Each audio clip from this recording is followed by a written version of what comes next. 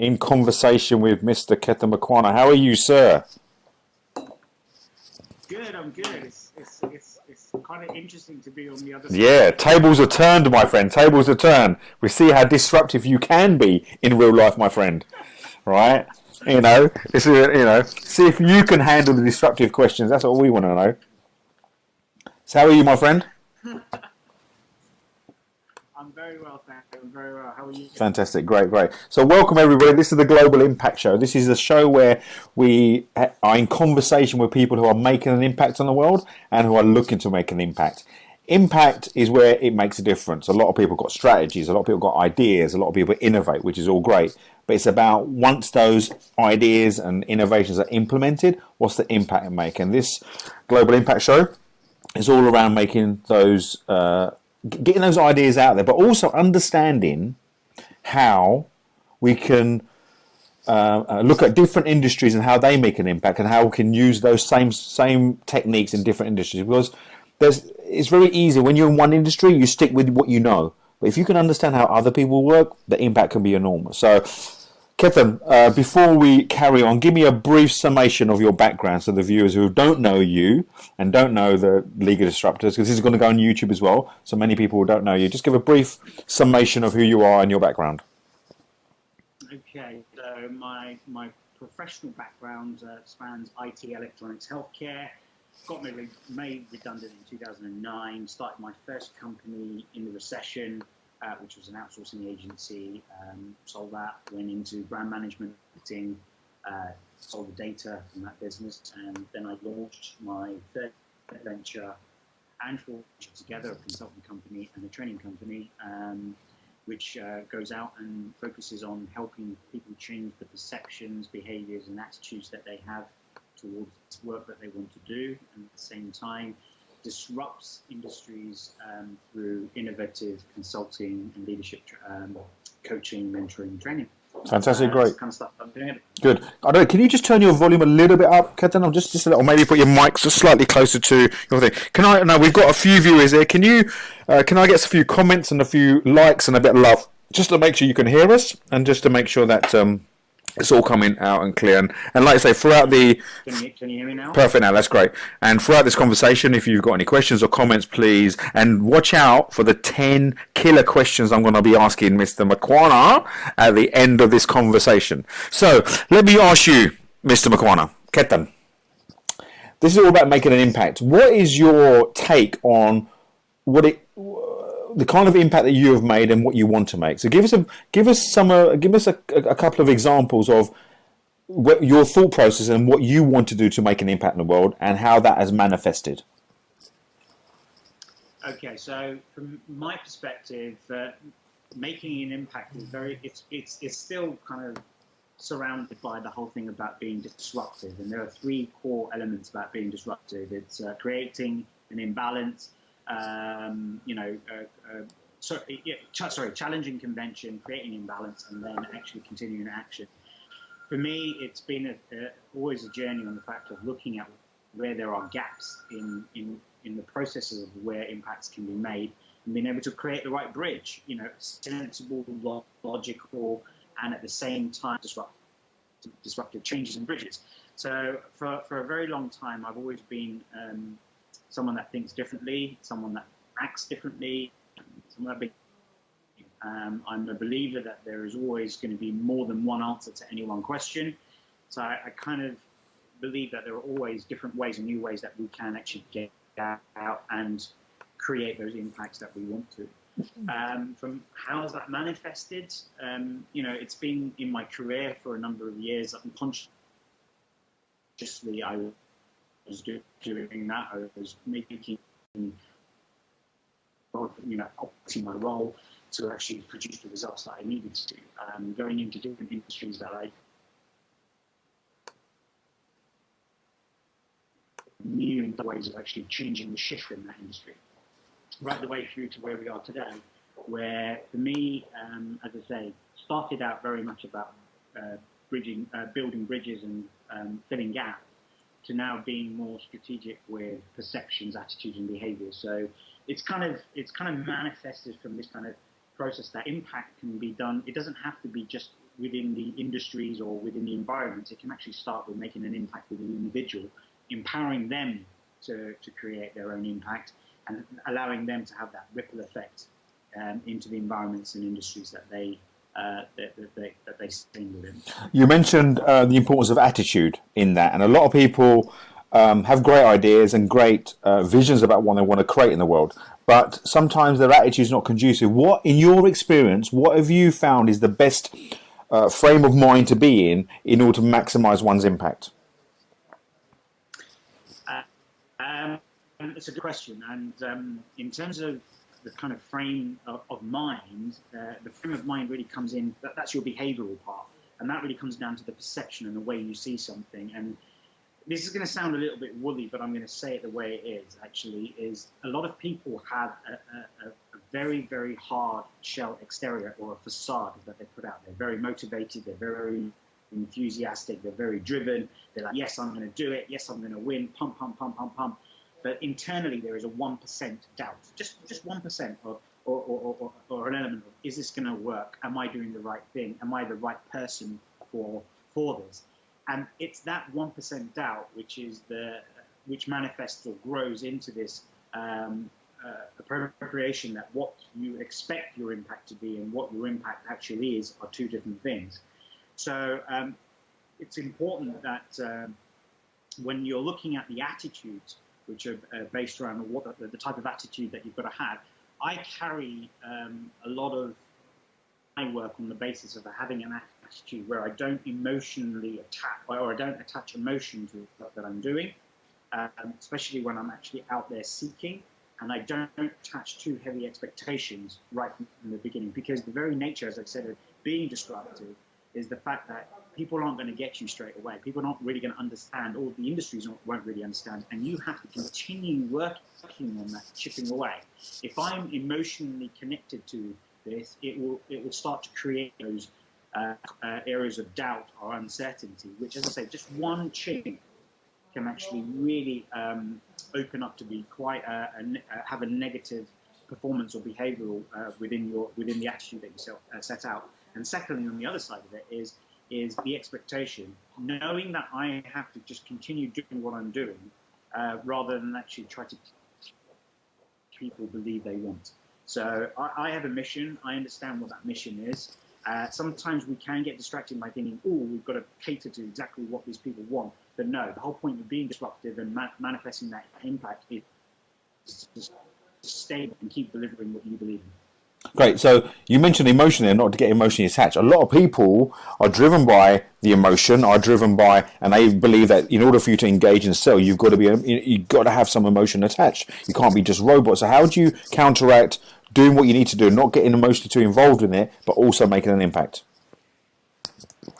I think making that distinction about emotion, I'm not saying that I'm sorry, mate, I just did the door. I'm not emotionally attached to the work that's okay. It's not that I'm not emotionally attached to the work that I'm doing. It's just that I don't allow emotion to become a driver or a trigger within the work that I do. So at the end of the day, you've got to be organic, authentic. You've got to have that element of care or due diligence, and you've got to be able to show the passion and the desire and the anger and the frustration. These are all your emotions, but that shouldn't drive the mission within yourself. You know, the more you become emotionally attached to something when you're working on it, what happens is your expectations change with it as well. So if you are, let me give you a couple of examples.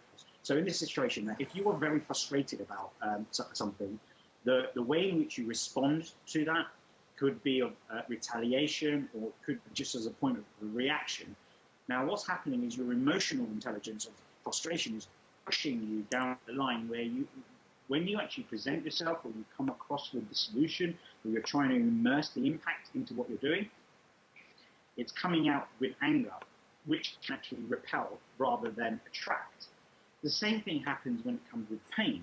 If you actually measure too much pain and emotion in what you're doing, again, people can actually go above and say that this is too weak of a proposition, as opposed to actually I can see and understand where it comes from.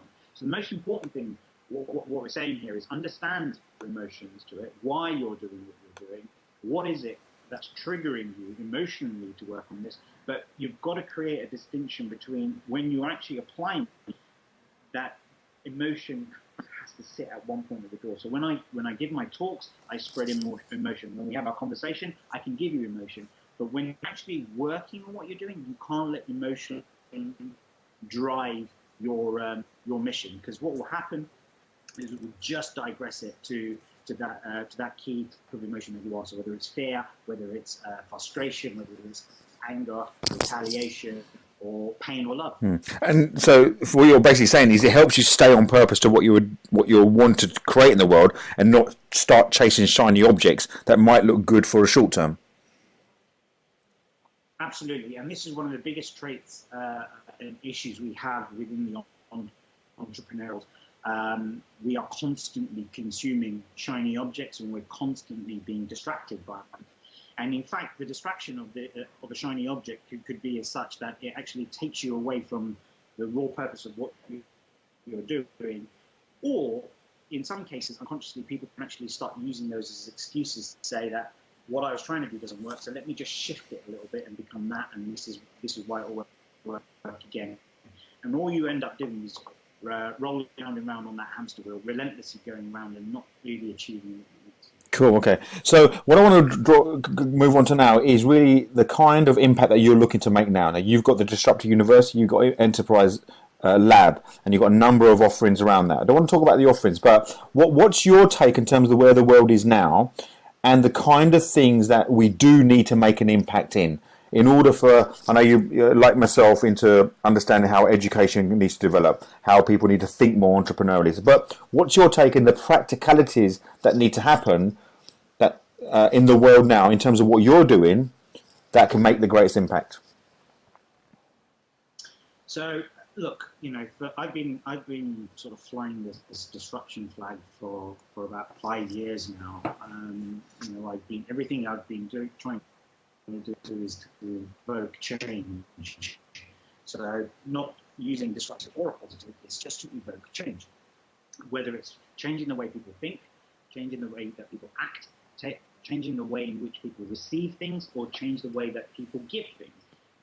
And you're seeing a lot of that now in today's environment. Now, we're not going to make this a political conversation, but you look at things like Brexit, you look at things like the new US administration, and here is a great example of how things are changing because of the way that people are acting and behaving towards them.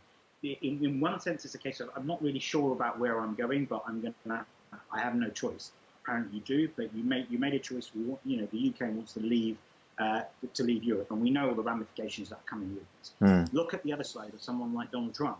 Actually, I can get shut down for this, but actually, I'm actually starting to feel that here is someone who is going to be truly disruptive because they're actually taking the right actions. They're all these things that get manifested or declared during a process of campaigning, and then nothing really happens. What you've got here is someone that's kind of evoked all these kind of activities almost instantly of coming into office. What I'm talking about here is the fact that we are now more engaged into a community where we've got to talk less, we've got to understand more, and we've got to practice even more than what we actually do. So if you look at the different environments, if you look at education, entrepreneurship, you look at the need for more people to become entrepreneurial and self-independent, because local, national, and international economies can't sustain all the things to do with employability. It's not just about employment opportunities, but it's also a case of many people are sick to death of relying and waiting for governments to make their economies and their environments any better. They're now feeling themselves it's time that they've got to take up step. Problem is, a lot of people are now at that position where they kind of say to themselves, "Oh, I want to take that step, but what do I do? Where do I go?" You're asking the question, where does the impact come from? These are the things that people now need to start, they're starting to realize. So part of our role, responsibilities and remits is to actually allow people to see. Once they see, they can produce a better behavior towards this. And what I mean by better behavior, it's a much more modeled behavior which will allow them to elicit a response as opposed to a reaction. That response gives them a better firm attitude, which allows them to move forward and take the actions that are give them the opportunity of creating the impact that they so desire as well. So our work is very much about continuously driving this whole thing through the vehicle of disruption. But what we are talking about is a disruption to evoke change. Well, disruption can be quite a negative word. I know that you've had conversations with people that we mutually know who think disruptive is not. It doesn't matter how you position it; it's a negative thing. It's like disorder. But your take is very different on that. You think disruption is really the only way you can make impact, and it's going to be a good thing. Yeah. Let me give you a couple of examples. When I first started with Enterprise Lab, we were trying to bridge the gap between education and employment. I was pretty much going into colleges after colleges after colleges, telling them about the fact that they need to facilitate more life skills into their students.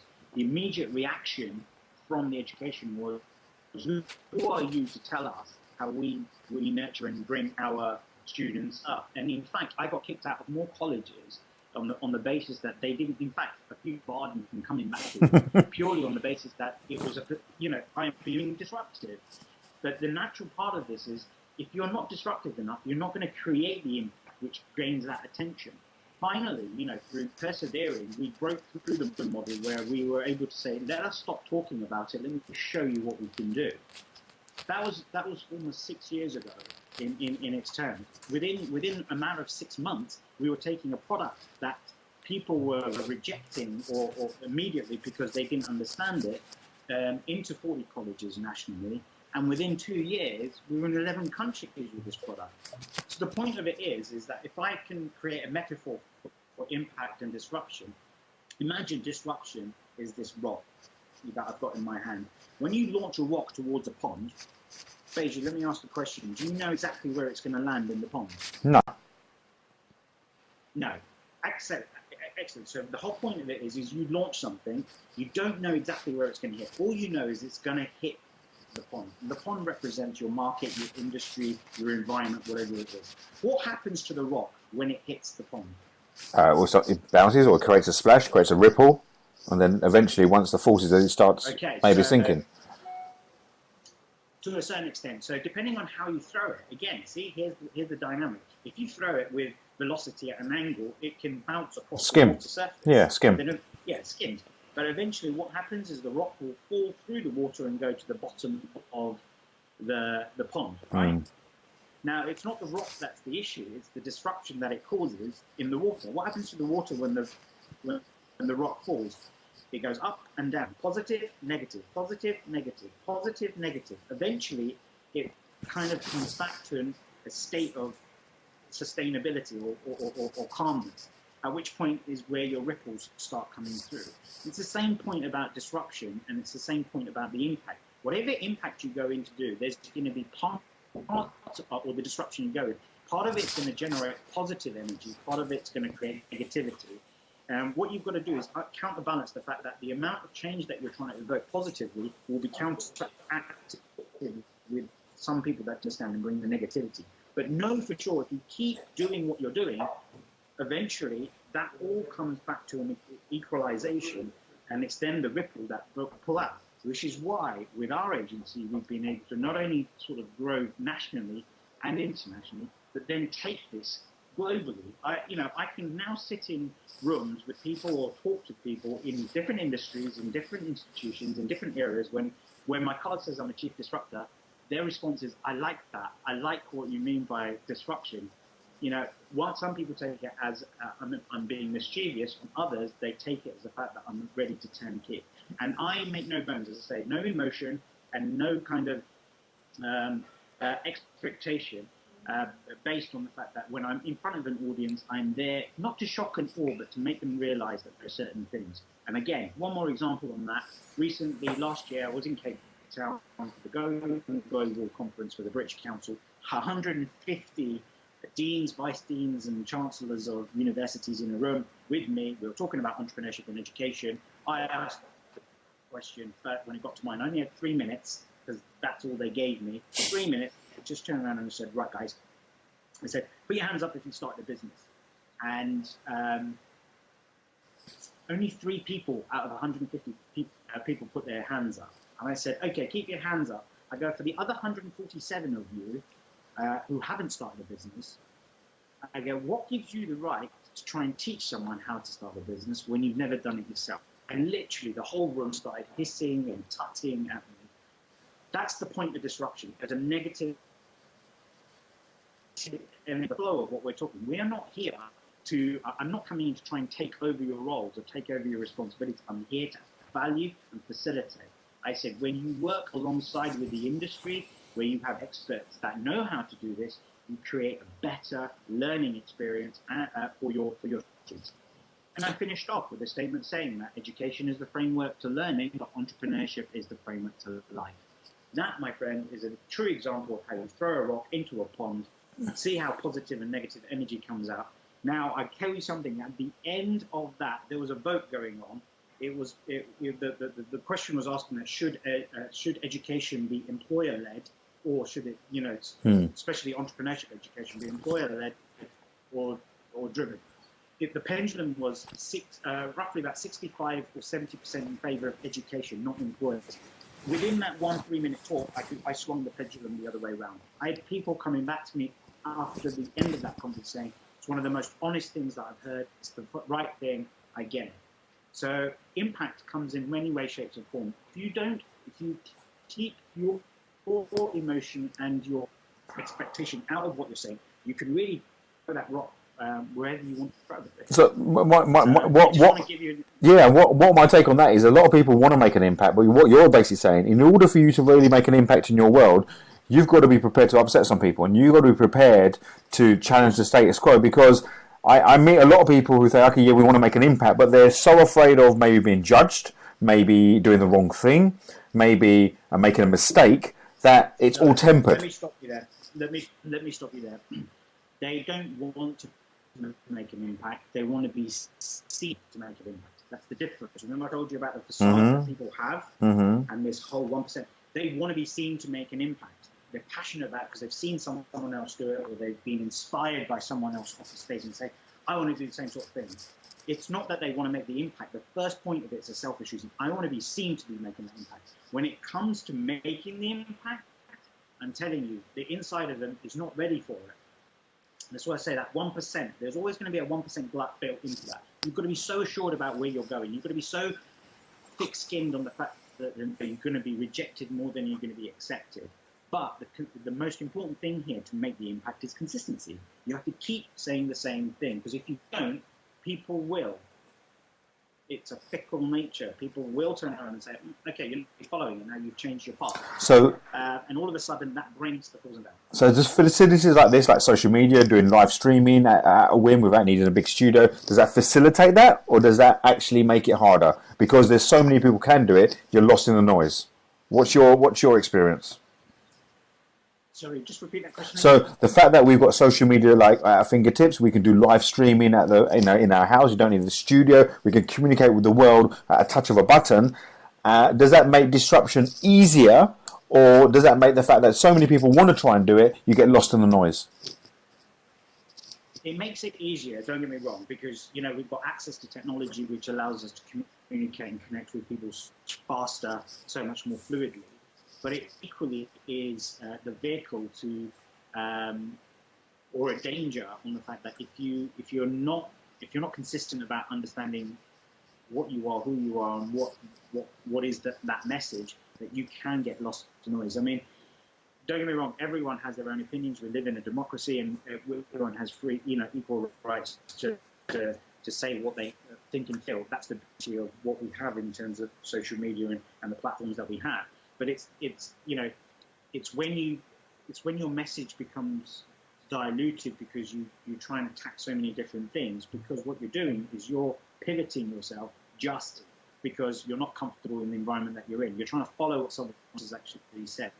Stand on your own 2 feet, have your own opinions, share those specifically with the world. Some of them will overlap, some of them want to retract. At the end of the day, we can't please everyone. Good. I want to draw upon a little bit about your experience about how you work with universities and also with some corporates around your idea of bringing an idea from a point of idea to a point of execution into a marketplace. And a lot of people fall down, come up with ideas and not knowing how to get the idea to a point where you innovate it to create some product or service. What's your take and what's your insight into that happening in terms of helping people understand the process of that? What's your methodology? Because I know you've got quite a unique take on that. So, well, the thing is with this is this type of process and approach of ideation and creating new things and the power of ideas. It's kind of been a little bit misunderstood, especially within the education environment. People are encouraging entrepreneurship more today because they're realizing that this is a key skill set which needs to be sort of incorporated into people as they move forward in their careers, or whether it's either being employed or self-employed in that respect. But the issue I have is that the majority of it, we kind of incubate this in a more sort of case scenario based rather than what actual reality is. And what I mean by that is we have these kind of workshops or environments where you go and say, right, come up with an idea. And what people do is they're presented with maybe a prefabricated scenario to make the idea up on. Now, I know what they're trying to do is practice how to ideate, but it's better to actually work on real-world issues or local issues. That's number one. The second thing is ideation isn't about creating ideas. You need to use design thinking, which is all about problem diagnostics first. Understand the problem, frame the problem, then you ideate against the problem. If I was to ask you to produce 12 ideas against one framed picture in 2 minutes, you'll struggle to get 12 decently good ideas. And that's the whole point. The ideate process is to actually throw things which are unconventional, defy logic. And if you say the word insanity, insanity, insanity, if you were to cut that into two, you've got in and sanity. And that's what I say to people, that, for sanity, you've got to be insane. You've got to have insanity to have sanity, which means genius points come out of the insane moments. Whereas what happens here is we try to compartmentalize our processes into very strict flows where we say, like this, we've got to be like this is the way it will work, then we've got to be able to do this, then we've got to be able to do this. No, the flow and fluidity of an idea could be that, you could work on it for, let's say you're working on it for 3 hours, you could go 2 hours, 59 minutes with something that's completely conventional, and all of a sudden, in the last minute, you get the radical. That's the fluidity of how it works. But if you don't put the right type of approach in the beginning, if you don't understand the problems that you're trying to solve, if you can't create diagnostics against that, you can't frame it, and then ideate against it, what you tend to do is build an idea which is weak, which then needs to be re-ideated.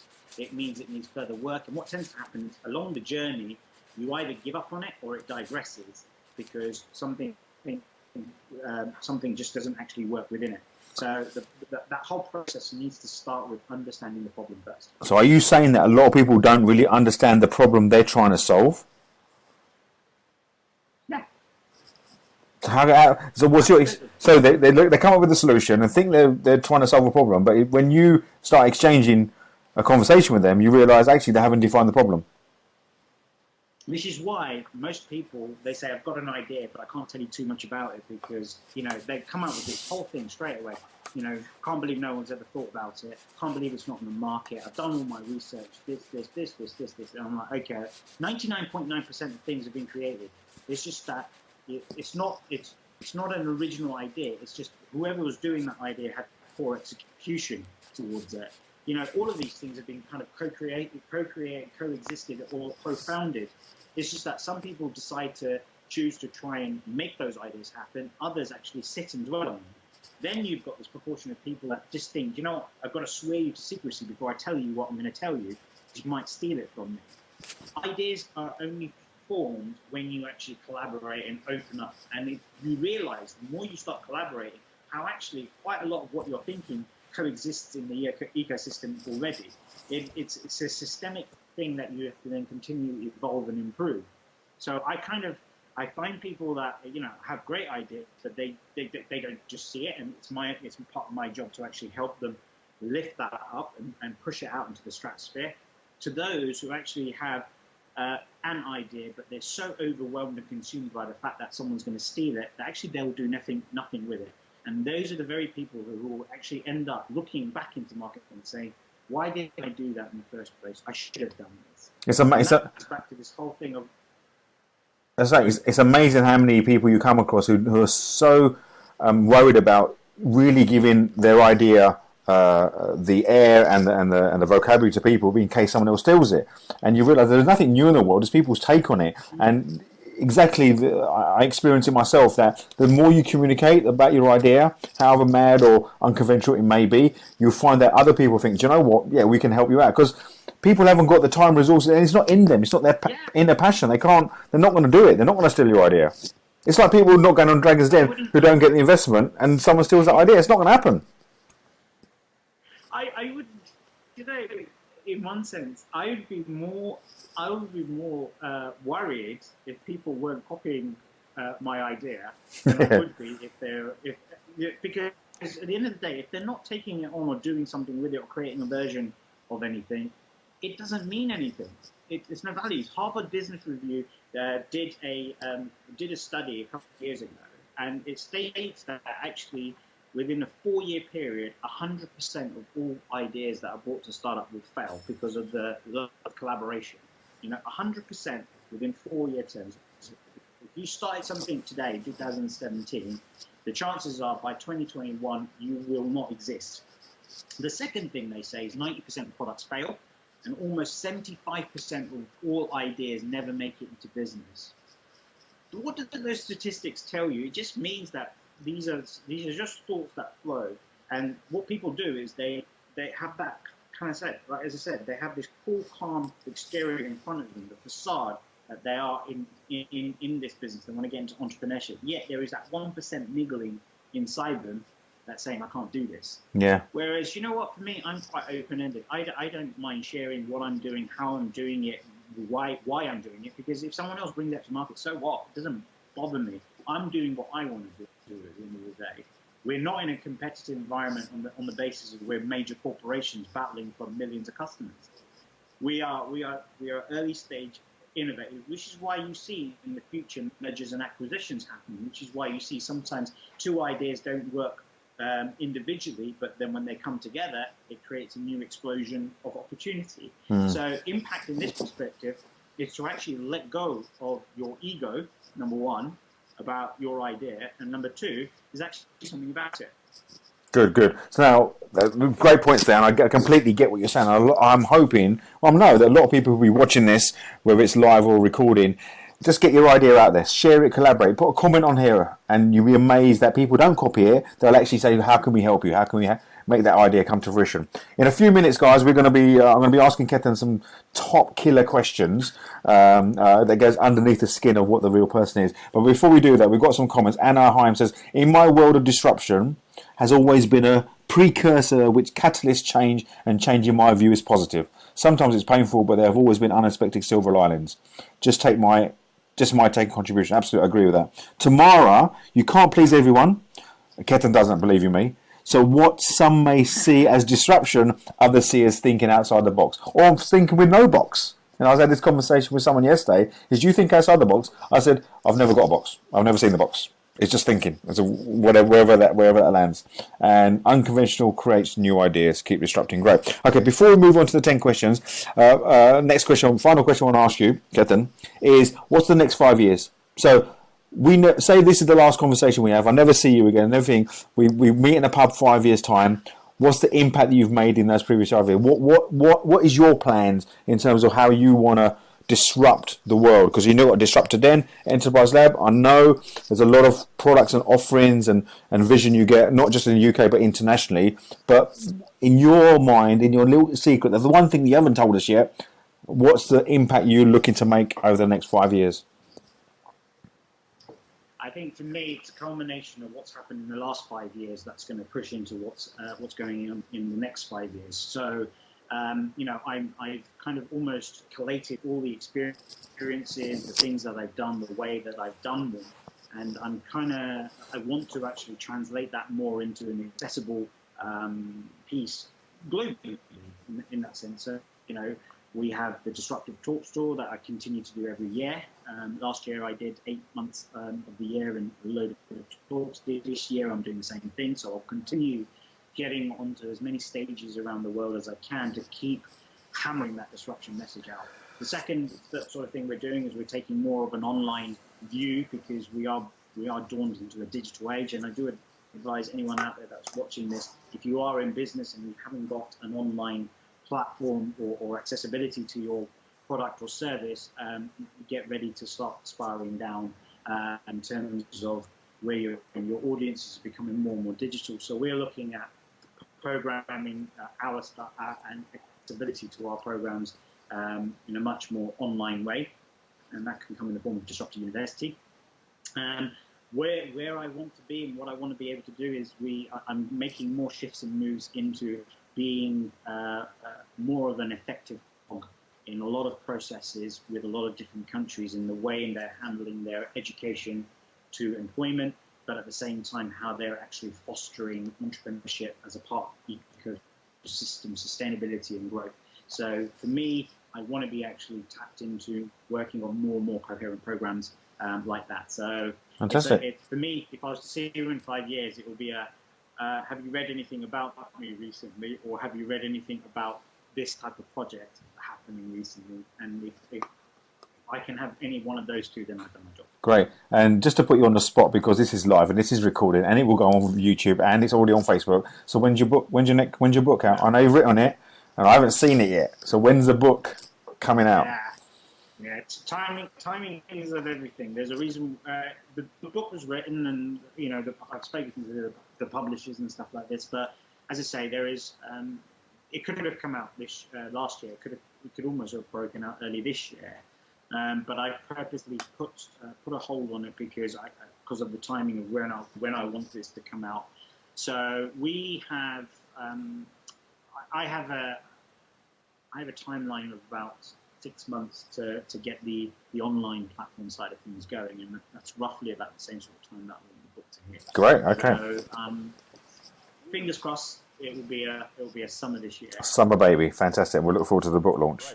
Great, fantastic, great. So now I want to move on to the 10 quality questions. I ask these questions to everybody that interview on the Global Impact Show because it goes a little bit beyond the surface of the individuals. Now I do give the questions before, so they got a bit of time to prepare, so it's not too sort of reactive.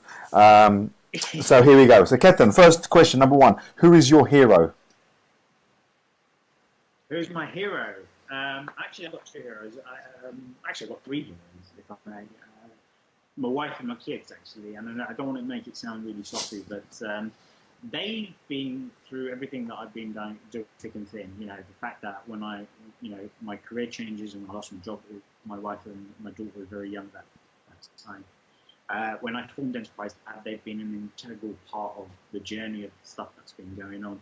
And I think sometimes it's, the reason I say that they're my heroes is indirectly they, without them knowing, they give me a lot of balanced view, opinion, balance, and thought processes. So I have to give the shout out to my wife and kids, really. And your wife does have a name? Yeah, Sonal. Sonal. There you go. There you go. So you can play that back and you can show your wife and kids that. Great. And your kids' names? So my daughter Kia, she's 11, and my son Kyle is 9. Fantastic, right? And I bet they are massive drivers for me. Fantastic, and I've met them all. Fantastic, really, really lovely kids and beautiful wife. Question number 2: what book do you think entrepreneurs need to read? This is a bit of one because different people from different sort of swings need.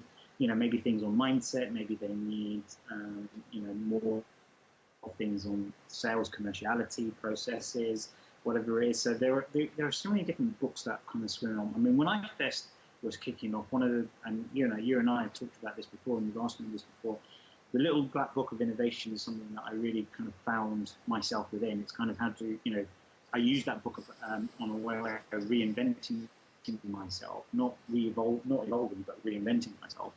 But more recently, actually, I've just sort of got hold of Tim Ferriss's book, his Titan Toolkit. And yeah. I have to say,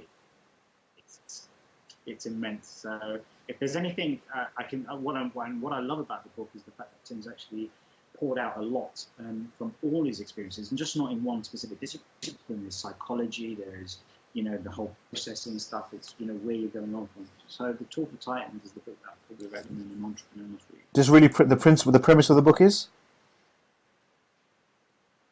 So the Tools for Titans is what Tim Ferriss has built together in terms of how people actually build themselves and their business to where they are, and it's come as a combination of all the stuff that he's from his shows and what he's experienced, what he's done himself, where he's going. So this book isn't just about how to build a successful business; it's how to build a better you as well. It's a bit more holistical around its kind of sense. And there are a lot of elements in terms of the different tools that you can use, reference points to how things work. So, and it's a fairly chunky book. So it's one of those I don't see people typically reading sort of from front to back. It's something that people will sort of dip in and out to. Correct. It's more important than actually getting to. It's almost like having your mentor in a book.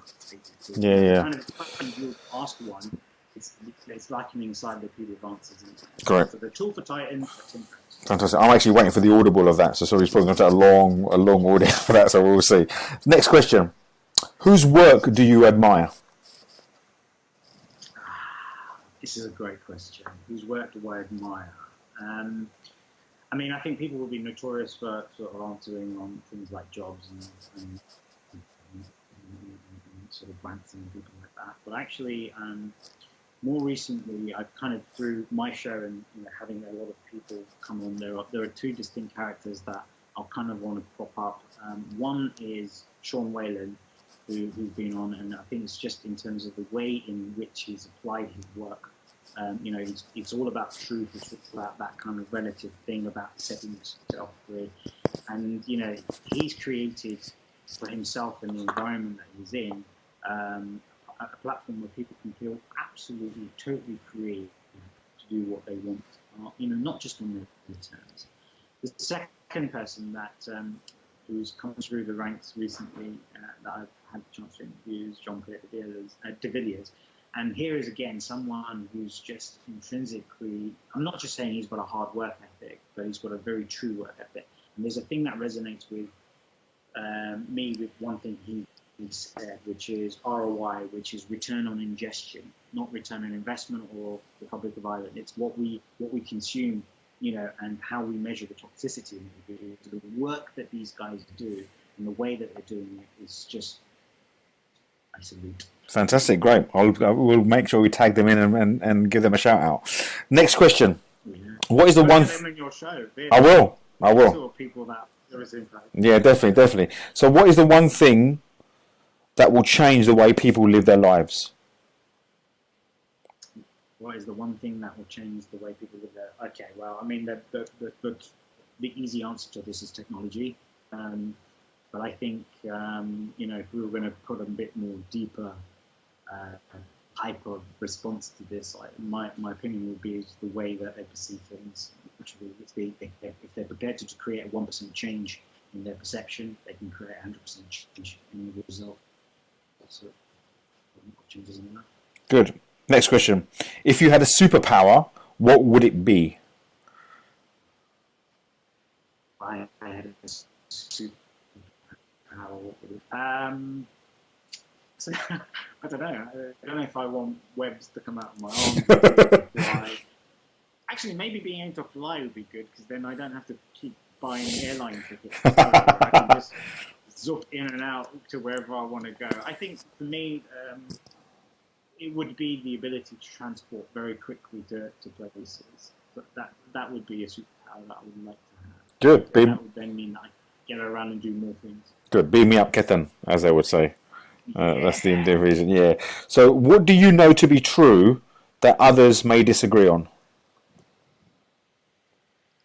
That quite simply, that you can be disruptive, positive, and evoke positive change. I think a lot of people still think that being disruption is a nuisance and it has its push. So I still have that kind of generalized contextual argument with people, but it is an agree to disagree kind of conversation. I know where I stand there, and it's not my job to make you believe what I believe in. It's my job to show you disruption can evoke change positively, and then it's your responsibility to accept it and move on. So that's the key one for me still, and I think it'll be like that for the next 5 years as well. So and more. So that's the biggest one, and more. Yeah. Good. Next question. What was the first experience in your life when you realised you had the power to do something meaningful? I think this came from the fact that the very first time that I got the opportunity to go into a college and sit down with some so-called disruptive students, and I mean disruptive negatively. This is how they were they're tagged, and the fact that actually the class was there before and seated before I even arrived. I was supposed to be with them for an hour and a half. 2.5 hours later, there's still a queue of them trying to give me their email addresses because they want to work with me. And I think that's, for me, when I thought to myself, there's something here where I know I've got something that I can give back, and I can create something of purpose and meaningful. Cool. At that moment, I didn't really know exactly what it was, but it's one of those things, you're on a constant journey of discovery as you go along. So that has to be the tilt point. And what year was that, just out of interest? 2010. So 7 years. 7 years ago. Long ago. 7 years ago. Good, great. Next question. What is the single biggest obstacle that you have overcome? Myself has to be the single biggest, because Sundar Pichai has said this before about noise and the cockroach theory, and we're not going to go into all of that just yet. But actually, at the end of the day, the same thing as Jean-Pierre de Villiers said about return on the ingestion. It's what we consume within ourselves. I mean, there have been so many times where I've looked at what I'm doing and saying, maybe I should stop, maybe I should consider this, maybe, and these are from the external influences of noise that we allow ourselves to consume. So myself and I is the biggest obstacle that I've overcome. And have you overcome that, or is it still a constant battle? I'm still here. Yeah. I think it's always going to be a constant battle, but it's how and what you do to manage that. There are always going to be days where you're on an absolute high and invincible and superhero, and there are going to be days where you're low, and it's understanding that. I think I myself have made more time within my my life cycle to reflect on things, but at the same time made more concerted effect to focus in on things and not let other noises interfere in the work that I'm doing. So good. Okay. It's something that will always ongoing. It's an ongoing thing. Good. Two more questions. What film would you say everyone should watch in their lifetime? It's not your favourite film. It's the film that you think people need to watch in their lifetime. How many different films are there? I think, actually, and I know this is going to sound really ridiculous, but I don't care. The Legend of Bagger Vance. Will Smith. I don't think most people... Was it Will Smith, or is it Morgan Freeman? Will Smith. Will Smith, yeah. Yeah. Will Smith. Will Smith's in the film. This film actually is really amazing. It's a bit like Fight Club, but it's not got all of that kind of connotation to it. It's this guy comes out of nowhere, and he helps this other guy right the way through of becoming, who was just a pro celebrity golf player. He kind of lost his way and re-emerges himself to sort of get his life back in the way it is. And I think that, the lessons, there are so many distinctive lessons within that kind of film that you can pick up on. The way in which, confidence, clarity, belief, the way in which you take your time and see things, feel things. All of these things are things that we talk about on a regular basis. And I was really surprised when I first watched this film. I'm like, oh my God, this is going to be kind of boring. I'm just an idle thing to put on at 10 o'clock at night because you want to go to bed. And actually, I've watched that movie so many times since then. So The Legend of Bagger Vance. Fantastic, great. The final question. What do you want your legacy to be? My legacy. I want my legacy to be very much around the fact that I haven't been the curator of dysfunction, but I've been an ambassador of it.